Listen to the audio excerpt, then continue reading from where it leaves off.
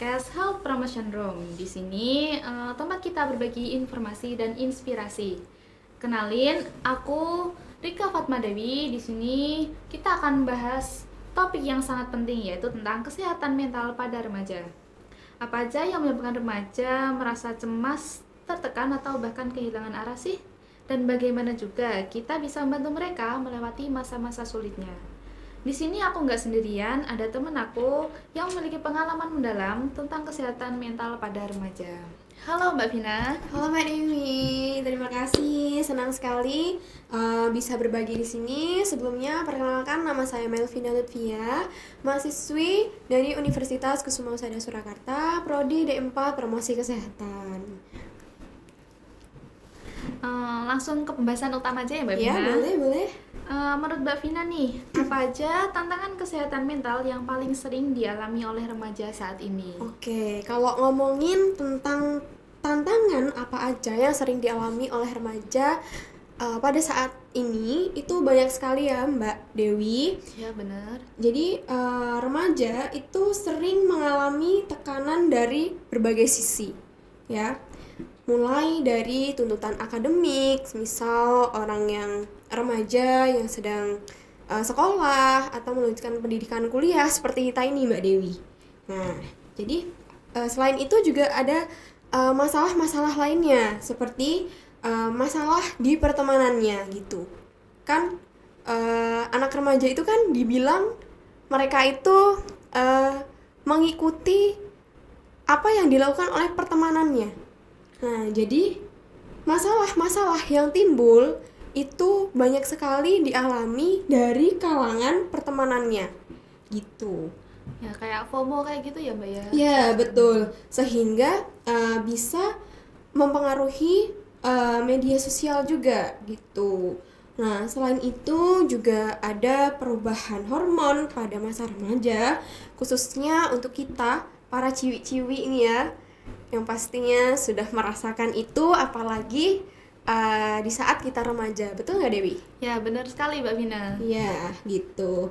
Nah, selain itu juga perubahan hormonal ini kan juga sangat mempengaruhi ya suasana hati mereka, sehingga mereka itu tuh lebih rentan gitu terhadap stres dan juga kecemasan gitu. Ya benar banget, lebih kemudian gitu ya nggak sih? Iya, kalau Mbak Dewi sendiri juga merasakan nggak sih hal-hal Ya kayak gitu? sering banget bad mood. Ya, gampang bad mood, gampang marah ya, bener dibentak dikit langsung nangis dan lain sebagainya. Itu sering banget dirasakan oleh para remaja pada saat ini gitu. Ya benar banget Mbak Vina. Lanjut nih ya. Menurut Mbak Vina, bagaimana media sosial berkontribusi terhadap masalah kesehatan mental ini? Oke, kalau ngomong-ngomong, media sosial itu sangat-sangat berkontribusi. Itu karena ibaratnya media sosial ini tuh seperti pedang bermata dua. Jadi di sisi lain ya, di sisi satu ini bisa menjadi tempat kita untuk bersosialisasi atau sisi positifnya gitu ya. Maaf ya. Terus di sisi negatifnya itu bisa menimbulkan rasa ketidakpercayaan diri kita gitu. Kan kita sering nih ya buka Instagram nih, kita scroll lihat foto-foto orang lain, dan ini tuh bisa menimbulkan perbandingan gitu loh antara diri kita sama orang yang ada di media sosial tersebut gitu, sehingga banyak sekali remaja ini yang merasa harus mengikuti standar kecantikan atau kesuksesan yang mereka lihat di media sosial itu gitu. Kalau Mbak Dewi sendiri juga merasakan nggak kalau melihat postingan-postingan yang kayak kelihatannya wah gitu, wah Ya, aku jadi minder ya gitu. kayak harus ikut-ikut sama Iya, mereka. aku bisa nggak ya kayak jadi ini biar disukai banyak orang gitu. Insecure enggak sih Mbak Vina? Iya, betul, insecure ya. Kebanyakan remaja saat ini juga paling mudah untuk merasa insecure ya. Gitu. Oke. Lanjut nih ya. Ya. Kemudian apa sih yang bisa dilakukan remaja untuk menjaga kesehatan mental mereka di era yang serba cepat ini menurut Mbak Vina? Oke, di sini saya akan memberikan 4 langkah aja ya. Apa aja sih yang bisa kita lakukan ya untuk menjaga kesehatan mental kita. Yang pertama yaitu kita bisa mengelola waktu di media sosial dengan cara kurangi waktu yang dihabiskan untuk scrolling dan fokus pada interaksi yang nyata. Ya, contohnya kayak kita kurangi nih scrolling TikTok, Instagram dan lain sebagainya dengan cara kita fokus pada interaksi yang nyata. Atau contohnya kita bisa beres-beres rumah, belajar, atau kita keluar main dengan teman aja. Iya, benar Gitu. banget. Kadang kalau kita udah scroll itu nggak sadar, biasanya bisa sampai 2 jam, 3 jam Iya, sampai betul. lupa kegiatan yang lainnya. Iya, betul. Dan dengan cara itu kita juga bisa menghilangkan sedikit rasa bosan Ya, ya. benar banget. Karena rasa bosan itu juga salah satunya penyebab dari kesehatan mental ini tadi juga gitu. Nah, yang kedua yaitu ada komunikasi terbuka. Nah, yang dimana kita bisa bicarakan perasaan kita kepada orang yang kita percaya, seperti teman atau keluarga. Nah, kira-kira Mbak Rika sendiri sudah melakukan cara seperti ini atau belum? Kalau aku sendiri sih lebih lebih tertutup kalau sama keluarga. Lebih suka mendem kalau ada masalah, lebih Iya. suka mendem sendiri. Kenapa tuh kira-kira? Nggak pede kah atau takut Iya. atau ada penyebab lainnya? Lebih ke malu, kayak kenapa harus cerita kalau aku bisa sendiri gitu. Oh, Kalau disuruh milih nih, ya. daripada keluarga sama teman, itu lebih milih cerita ke teman sih. Oh, iya. Ya, seperti yang dibilang tadi ya, Iya. teman sebaya itu sangat mempengaruhi gitu. Ya, benar banget. Mungkin kalau kita cerita ke orang tua, itu malah takutnya nanti bisa menambah beban orang tua Iya, atau menambah pikiran. kita yang malu, udah gede kok masih ngadu ke orang tua gitu kan. Tapi sebenarnya hal itu tuh nggak bagus ya, malah justru yang bagus itu kita ceritanya ke orang-orang yang terdekat seperti keluarga Iya, kita. benar banget. Bahkan seorang teman pun atau sahabat yang sudah kita anggap sebagai keluarga kita sendiri itu bisa saja nggak bisa menyimpan rahasia kita gitu loh. Jadi paling enggak ya yang kita dahulukan kalau cerita itu ke keluarga gitu. Oh, harus gitu ya, Mbak? Iya, saran saya sih seperti itu. Oke. Nah, lanjut ya. eh yang dilakukan itu bisa dengan cara aktivitas fisik.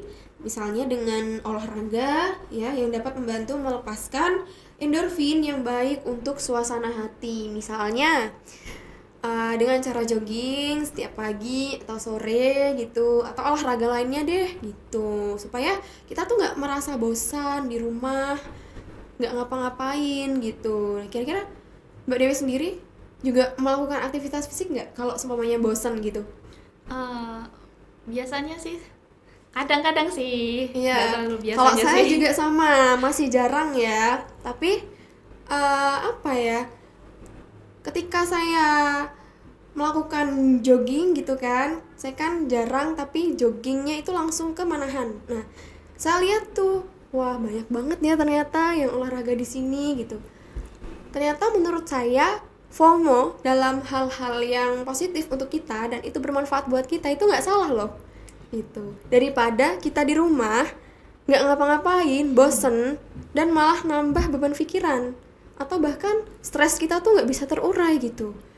Minimal lah kalau kita olahraga itu kan bisa ketemu dengan orang lain atau kita bisa melihat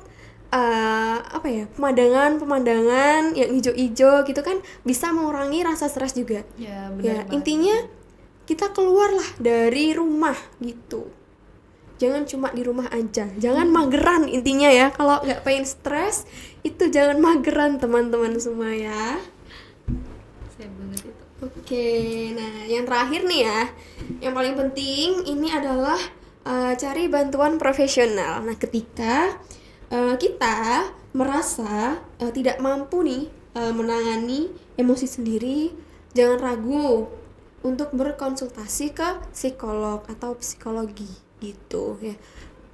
Terutama nih ya, Mbak Rika sendiri tadi kan bilang nggak mau cerita ke orang lain gitu. ataupun ke keluarganya sendiri karena merasa malu ya. Jangan malu, jangan ragu ya, karena gini Mbak Dewi ya, ketika pikiran kita itu melampaui batas, kan otak kita nggak selamanya bisa menampung semua masalah dalam hidup kita. Ketika itu sudah melampaui batas ya, nggak muat, nanti yang bisa kita malah akan jadi stres gitu. Oh gitu Iya. Mbak Mina. Jadi saran saya, ceritalah, nggak apa-apa. Ke teman pun nggak apa-apa sebenarnya. Jangan dipendam sendiri. Nanti yang ada kita malah jadi semakin stres. Oke, Gitu. makasih Mbak Mina sarannya. Iya. Mungkin poin-poinnya sangat membantu sekali ya buat kita semua. Kemudian nih, bagaimana peran keluarga dalam mendukung kesehatan mental remaja menurut Mbak Vina? Oke, kalau menurut saya sendiri ya, kalau peran keluarga sendiri itu adalah fondasi utama. Jadi kalau bisa orang tua itu sebaiknya menciptakan lingkungan yang aman untuk berdiskusi, hindari menghakimi dan dengarkan tanpa interupsi. Jadi kepercayaan itu adalah kunci gitu. Jadi dalam keluarga sendiri itu harus saling mensupport ya. Kalau seumpamanya anaknya, kakaknya, adiknya atau dirasa wah ini kayaknya nggak bener nih anaknya nih, lagi banyak masalah nih, ya kita ajak dia ngobrol gitu. Karena remaja ini tuh seringkali berpikir mereka tuh bisa apa-apa sendiri, padahal belum tentu gitu. Ya, benar-benar. Harusnya kita rangkul, hei kamu ada apa, kamu ada masalah apa hari ini gitu. Paling nggak ditanya, gimana kuliahmu hari ini, seneng nggak, ada yang dirasa buat kamu sedih nggak, cerita dong gitu. Nggak masalah gitu. Harusnya dari keluarga, dari peran keluarga sendiri itu tuh ada. Karena tempat pulang atau rumah dari kita atau remaja itu adalah keluarga. Ya, rumah ternyaman. Iya, betul. Ya, kita sebagai kepala keluarga, sebagai orang tua, ya gimana pun kita harus bisa membangun rumah itu tuh menjadi rumah yang nyaman gitu buat anak-anaknya. Bukan malah menjadi tempat yang nggak bagus gitu untuk berpulangnya. Jadi, ya seperti itulah. Oke, Mbak Mina. Iya. Tak terasa ya udah di ujung aja ini. Diskusi kita sangat mencerahkan sekali hari ini, sangat seru sekali. Iya. Mungkin terima kasih banyak buat Mbak Vina atas waktunya dan wawasan yang diberikan kepada kita semua. Semoga ini bisa menjadi langkah awal bagi remaja dan orang tua untuk lebih peduli terhadap kesehatan mental. Ya, saya ucapkan terima kasih juga Mbak Dewi. Semoga apa yang saya sampaikan ini tadi itu bisa bermanfaat untuk banyak orang, khususnya untuk kalangan remaja yang mungkin mereka kurang terbuka ya untuk cerita ke orang lain atau ke keluarganya gitu. Oke, baiklah teman-teman, jangan lupa untuk menjaga kesehatan mental kalian dan saling mendukung satu sama lain. Sampai jumpa di episode selanjutnya. Bye-bye.